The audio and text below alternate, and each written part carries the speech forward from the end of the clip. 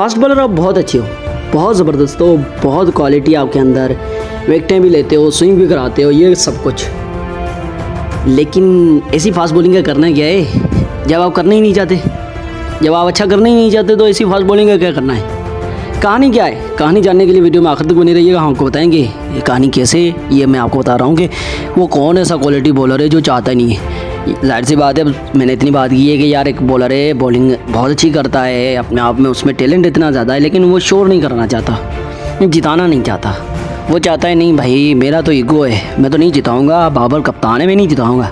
कौन सा वो फास्ट बॉलर है वो जानने के लिए वीडियो में आखिर तक बने रहिएगा। और ये भी जानिएगा कि चैंपियंस ट्रॉफ़ी के बारे में भारत की जो खबरें हैं, भारत जो है वो चैंपियंस ट्रॉफ़ी के लिए पाकिस्तान नहीं आएगा, ये भारतीय मीडिया के मुताबिक है। और इसमें सच्चाई क्या है, अब इसका क्या होगा, ये जानने के लिए वीडियो में आखिर तक बने रहिएगा। और वीडियो अगर पसंद आए तो लाइक करके शेयर करना, बाकी सब्सक्राइब करना भी ना भूलिएगा चैनल को।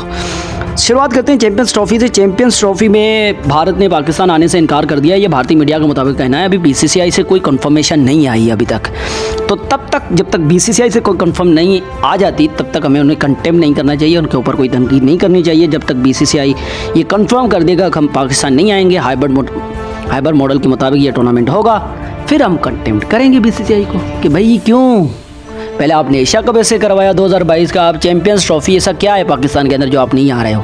हमारी टीम पे तो आई थी 2023 वर्ल्ड कप खेलने आपके यहाँ। तो हाइब्रिड मॉडल क्या है, हाइब्रिड मॉडल का मतलब है इवेंट किसी दो मुल्कों में होना, बांटना, एक मुल्क से उसका हक छीन के दूसरे मुल्क को दे देना। अब इंडिया चाहता है उनके मैचेस चैंपियंस ट्रॉफ़ी में पाकिस्तान की बजाय श्रीलंका या दुबई में हो, और ये ख़राब बात है, ये कतई मानने वाली बात नहीं है। पीसीबी को कुछ भी हो जाए, वैसे भी पीसीबी तो ख़त्म हो चुका है, कुछ भी हो जाए इस बात को एक्सेप्ट करना ही नहीं है।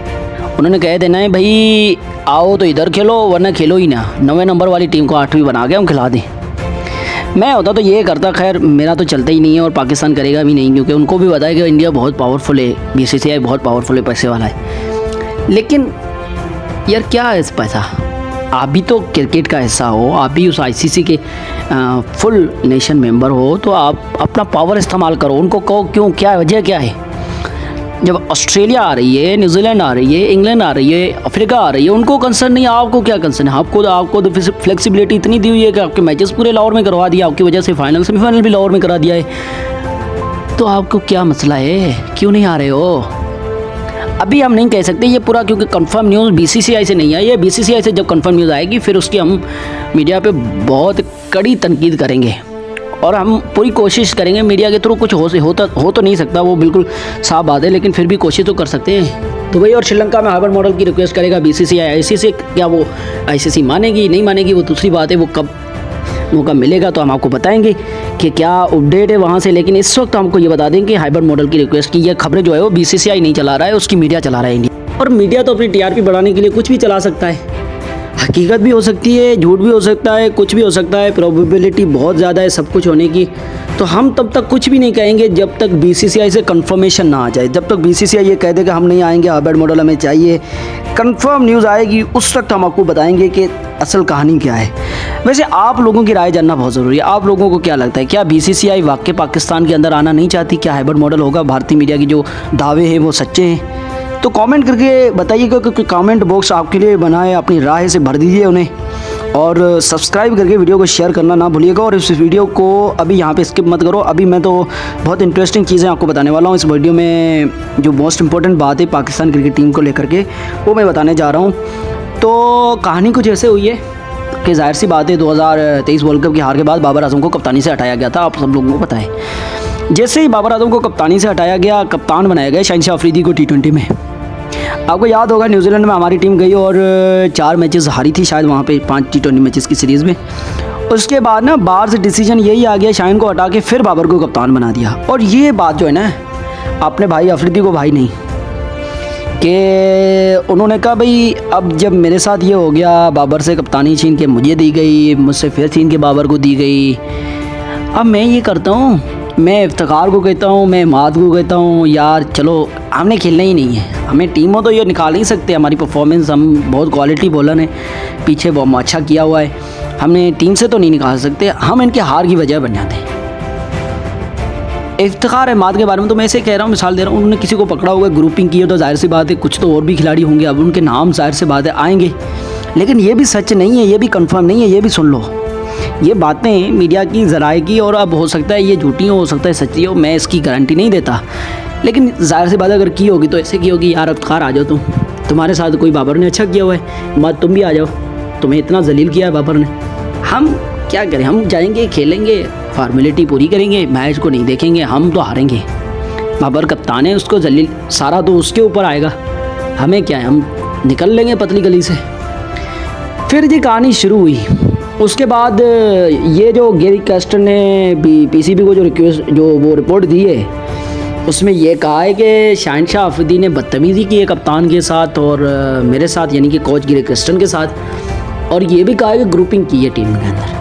अब ये रिपोर्ट भी गैरी कैस्टर ने दी है या नहीं दी है, ये भी ज़राए के मुताबिक है, मुझे कोई पीसीबी से कोई कंफर्मेशन नहीं आई है कि उसको रिपोर्ट दी गई है। जाहिर सी बात है इतने दिन तक ये कोई चीज़ आई नहीं निकल के, अब जाहिर सी बात है दी है तभी तो ये चीज़ें बाहर निकल के आई हैं मीडिया में।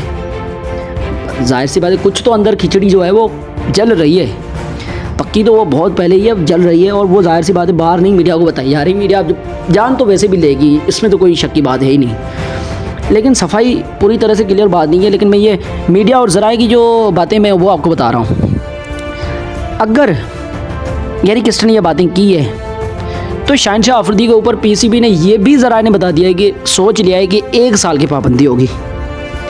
भाई देखो, शहनशाह अफरीदी गया बाबर की वजह से, उन्होंने मैच हरवा दिया, उन्होंने कहा इफ्तिखार तुम भी नहीं खेलो, इमाद तुम भी नहीं खेलो, आमिर तुम भी नहीं खेलो, या हारिस तुम भी नहीं खेलो, उन्होंने हरा दिया।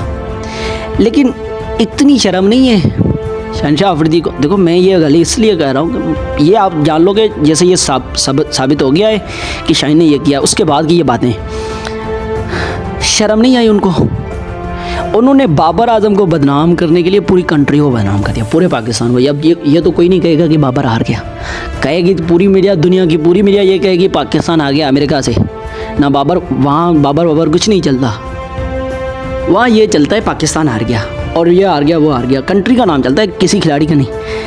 लोगों के पीछे उम्मीदें लगी हुई है, हम जैसे लोग बैठे हुए हैं, पाकिस्तान वर्ल्ड कप जीतने जा रहा है, पूरी पब्लिक बैठी हुई है, 22 करोड़ 25 करोड़ आवाम देख रही है आपको, और आप उधर जाके ग्रुप बंदियाँ कर रहे हो कि भाई बाबर कप्तान है, हमने खेलना नहीं, हमने जिताना नहीं। कुछ तो सोचो यार, उसका आवाम का क्या होगा। बाबर एक ही वजह से पूरी आवाम को रुला दिया आपने, अमेरिका के सामने हरा दिया, आज से ज़्यादा जलील तो आवाम हुई है, हम लोग हुए। तो हमारा गुस्सा है, हमें अगर ये साबित हो जाए ना, मैं कहता हूँ शहनशाह अफरीदी पे 1 साल नहीं 5 साल की सज़ा कर दो कम से कम।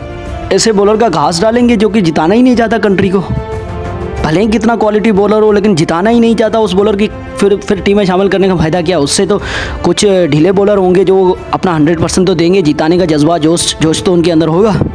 वो ऐसे तो नहीं करेंगे कि हम हारने के लिए आएँ, और ना दूसरों को उसको ऊपर भड़काएंगे। तो देखो बॉलर बहुत अच्छा है, क्वालिटी बॉलर, लेकिन उसका फ़ायदा क्या है जब वो हराने के लिए खेल रहा है, उसका फ़ायदा क्या है। बॉलर क्वालिटी क्यों लेते हो आप, क्यों आपको मैचेस जीता है, जैसे जसप्रीत बुमराह जिताता है, जैसे कोई और दुनिया का पैट कमिंस जिताता है। लेकिन वो शहनशाह अफरीदी में क्वालिटी सब वैसी ही है जैसे जसप्रीत बुमराह में, पैट कमिंस में, लेकिन वो जिताना ही नहीं जाता, तो उसको बाहर कर दो, ज़रूरत ही नहीं। कोई आएगा उससे अच्छा है कि वो आ जाएगा, एहसानुल्लाह आएगा, उसके अंदर ये तो है कि वो जोश और जज्बे के साथ खेलेगा, वो उसके अंदर जीत का जुनून तो होगा।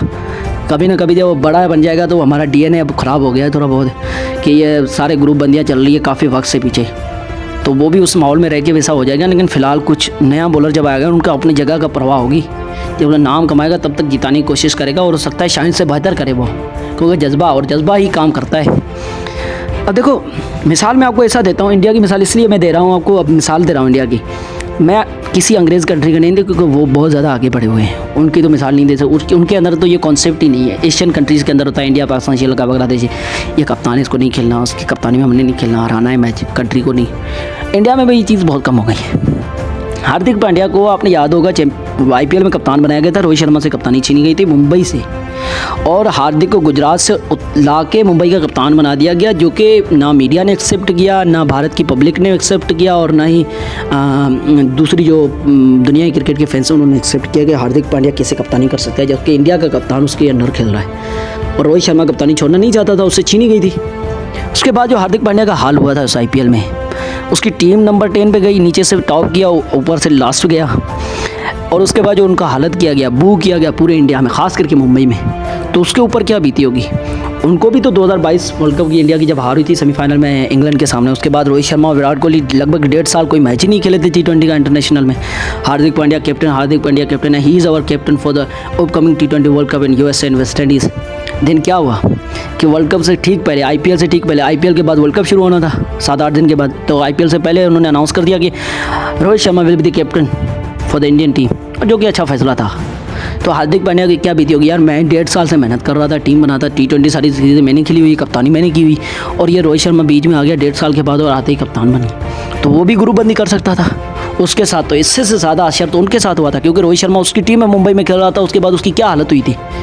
वो ये भी सोच सकता था रोहित शर्मा से कप्तानी छीनी है, तो उसकी वजह से उन्होंने मुंबई में ग्रुपबंदी कर दी और हमारी टीम जो है वो नीचे से टॉप करी मेरी कप्तानी के अंदर। तो उसके साथ तो आश्चर्य उससे ज़्यादा था, लेकिन उन्होंने ये नहीं सोचा, क्योंकि उनकी DNA में ये नहीं है। वो उन्होंने क्या सोचा, उन्होंने सोचा यार इंडिया का जब जर्सी पहन के उतरा हूँ तो सबसे पहले कंट्री हो, चाहे रोहित शर्मा कप्तान हो चाहे कोई भी हो, सारे लोग ऐसे हैं इंडिया में। विराट पे भी ये कहा जाता है रोहित से नहीं बनती, धोनी से नहीं बनती, लेकिन कभी उन्होंने 2014 और 16 वर्ल्ड कप में विराट के ऊपर ये इल्ज़ाम आते कि वो धोनी से नहीं बनती, रोहित से नहीं बनती, धोनी से नहीं बनती विराट की, लेकिन दोनों में टॉप किया। 2016 में मैन ऑफ द सीरीज़ रहे थे, 2014 में मैन ऑफ द सीरीज़ रहे थे, सबसे ज़्यादा टॉप स्कोरर रहे थे। तो झगड़ा अपनी जगह पे, लेकिन कंट्री सबसे पहले प्रेफरेंस होनी चाहिए। एक प्लेयर को आप ना देखो, उसकी आवाम को देखो कंट्री की, जो कि पीछे आपसे उम्मीदें लगा के बैठी हुई है। तो शाइन ने बहुत बुरा किया, सब पाकिस्तानियों के साथ धोखा किया है। अगर यह साबित हो जाए उन्होंने वाकई बदतमीज़ी की और ग्रुपिंग की है टीम के अंदर, तो उन्हें मुझे लगता है 1 साल की सज़ा बहुत कम होगी, बहुत ज़्यादा सज़ा देनी चाहिए, कम से कम 4-5 साल सज़ा होना चाहिए। बाकी आप लोगों की राय क्या है, क्या शहनशाह अफरीदी के ऊपर ये साबित होने के बाद कितनी सज़ा होनी चाहिए, तकरीबन कितनी होनी चाहिए आप लोगों के हिसाब से? क्योंकि ऐसे बॉलर का तो घास डालना नहीं है जो कि जिताना ही नहीं चाहता, बात वहीं पे आके खड़ी हो जाती है। शाइन के जो फ़ैन है उनको मैं सॉरी कहूँगा, लेकिन जाहिर सी बात है नहीं जिताना चाहता, उनको सज़ा होनी चाहिए, उन्हें टीम से बाहर कर देना चाहिए। इन्हें पता तो चले कि क्रिकेट की यहाँ पर वो क्या है वैल्यू। अब आप लोगों के ऊपर मैं छोड़ देता हूँ कि कमेंट बॉक्स जो वो बहुत खाली है उसको भर दो राय से, क्या शहनशाह अफरीदी को साबित होने के बाद उसके ऊपर क्या सज़ा होनी चाहिए, कितने साल की सज़ा होनी चाहिए और कौन सी सज़ा होनी चाहिए, कमेंट करके ज़रूर बताइएगा। मैं आपके कमेंट का इंतज़ार कर रहा हूँ।